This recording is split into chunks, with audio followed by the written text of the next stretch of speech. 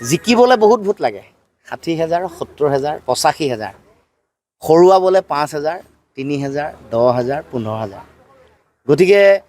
আমি সেই অভিজ্ঞতাৰ পৰা শিকিব লাগিব প্ৰত্যেকেই শিকিব লাগিব ময়ো শিকিব লাগিব বেলেগেও শিকিব লাগিব গতিকে দিল্লী নিৰ্বাচনৰ ফলাফল হাৰিয়ানাৰ নিৰ্বাচনৰ ফলাফল মধ্যপ্ৰদেশৰ ফলাফল মহাৰাষ্ট্ৰৰ ফলাফল দেশৰ বিভিন্ন নিৰ্বাচনী যিসকল বিশ্লেষক আছে তেওঁলোকৰ কথা বতৰা আগতে বিজেপিত থাকি বিজেপিৰ নীতিৰ বিৰোধিতা কৰি ওলাই অহা সত্যপাল মালিকৰ যিবোৰ কথা যে 1-to-1 ফাইট হ'ব লাগিব দেশত 360টা চিটত এইটো লোকসভাত কৈছিলে তাৰমানে সেইটো এটা দেশৰ যিটো নিৰ্বাচনৰ যিটো মোড সেইটো হৈ গ'ল এটা বাইপলাৰ মোড অফ ইলেকশ্যন সেই ধৰণে চলি আছে তাত আমি পোল ডিভিজন যদি অপজিশ্যন ফ্ৰণ্টত হয় বিৰোধী শিবিৰত যদি হয় মেৰুৰ বিভাজন তেতিয়াহ'লে কোনে সুবিধা পাব কাক বাট মুকলি কৰি দিম আমি যদি সকলোৱে ভাবোঁ যে আমি বিজেপিক পৰাভূত কৰিব লাগে তেওঁলোকক উৎখাত কৰিব লাগে আমাৰ হাতত কি বিকল্প আছে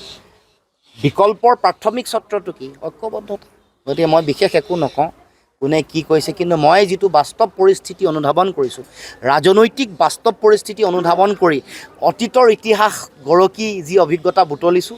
তাৰ পৰা মই ভাবোঁ যে তাৰ পৰা আমি প্ৰত্যেকে মই নিজে অভিজ্ঞতা বুটলিছোঁ প্ৰত্যেকে অভিজ্ঞতা বুটলিছোঁ অসম জাতীয় পৰিষদৰ 3খন সমষ্টিৰ উদ্যোগত আজি এক বিশেষ যোগদানৰ কাৰ্যসূচী ইয়াত অনুষ্ঠিত হৈ যায় এই ডুমৰ দলং ৰায়দাং অঞ্চলৰ বিভিন্ন প্ৰান্তৰ পৰা ৰাইজ আহিছে তাৰ উপৰিও 3খন সমষ্টিৰ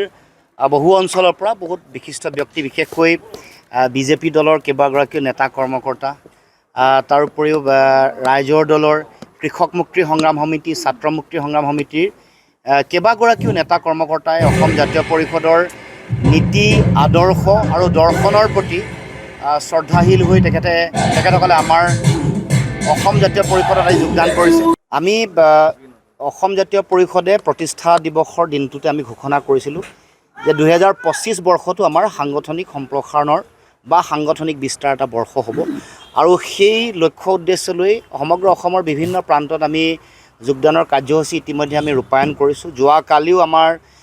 খোৱাং সমষ্টিৰ ধেমেচিত এক যোগদান কাৰ্যসূচী হৈ গ'ল আজি 3খন সমষ্টিৰ আৰু খোৱাং সমষ্টিৰ মাজত এই মধ্য অঞ্চলত দুয়োটা সমষ্টিৰ পৰা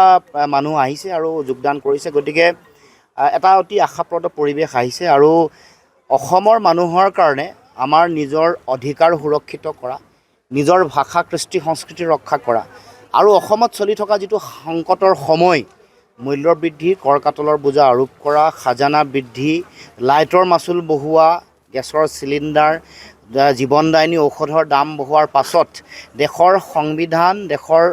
গণতান্ত্ৰিক যিটো পৰম্পৰা ঐতিহ্য এইটোক নাইকিয়া কৰিবৰ কাৰণে আমাৰ মাটি ভেটি বিক্ৰী কৰিবৰ কাৰণে বিজেপিয়ে যি ৰাজনৈতিক এটা পৰিৱেশ গঢ়ি তুলিছে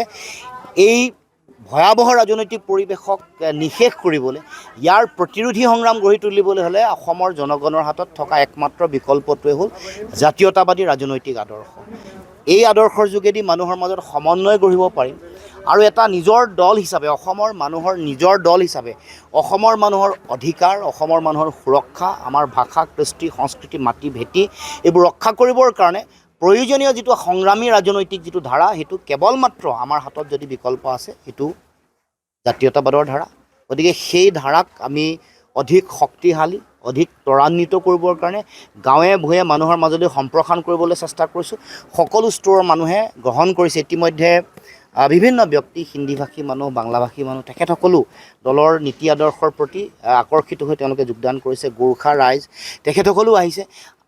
সকলো খিলঞ্জীয়া জাতি জনগোষ্ঠী ভাষা ভাষী ধৰ্মাৱলম্বী লোকে এটা কথাই ভাবিছে যে আমাক অতদিনে ৰাষ্ট্ৰীয় ৰাজনৈতিক দলৰ তেওঁলোকৰ শাসন তেওঁলোকৰ কাম কাজৰ আমি অভিজ্ঞতা বুটলিলোঁ আঞ্চলিক ৰাজনৈতিক শক্তিসমূহ আগতে যিবোৰ আছিলে তেওঁলোকৰো বিশ্বাসঘাতকতা প্ৰতাৰণা কৰিলে তাৰো পৰিৱেশ দেখিলোঁ কিন্তু আমাৰ আহি থাকিব লগা দিনসমূহত আমাৰ নতুন প্ৰজন্ম বা ভৱিষ্যত প্ৰজন্মৰ কাৰণে এক জাতীয়তাবাদী ৰাজনৈতিক শক্তিৰ পুনৰুত্থানৰ প্ৰয়োজনীয়তা আছে সেইকাৰণে বিশ্বাসঘাতকতাৰ পৰিৱেশ নাইকিয়া কৰি নতুন ধৰণে নতুন উদ্যমেৰে নতুন শক্তিৰে নতুন লক্ষ্য আৰু উদ্দেশ্যৰে আৰু আগৰ যিটো ধাৰা আগৰ কেৱল আৱেগিক ধাৰাক সামৰি আৱেগ আৰু আমাৰ সংগঠন মানে কেডাৰ বেছ ৰাজনৈতিক এটা পৰিৱেশ গঢ়ি তুলিবৰ কাৰণে সকলোৱে ইতিমধ্যে সংকল্পবদ্ধ হৈছে তাৰে প্ৰতিফলন টিংখং সমষ্টিৰ ডুমৰ দলঙৰ আজিৰ এই যোগদানৰ কাৰ্যসূচী যিকোনো খবৰৰ বাবে যোগাযোগ কৰক 7099017330 লগতে 7099017110 নম্বৰত।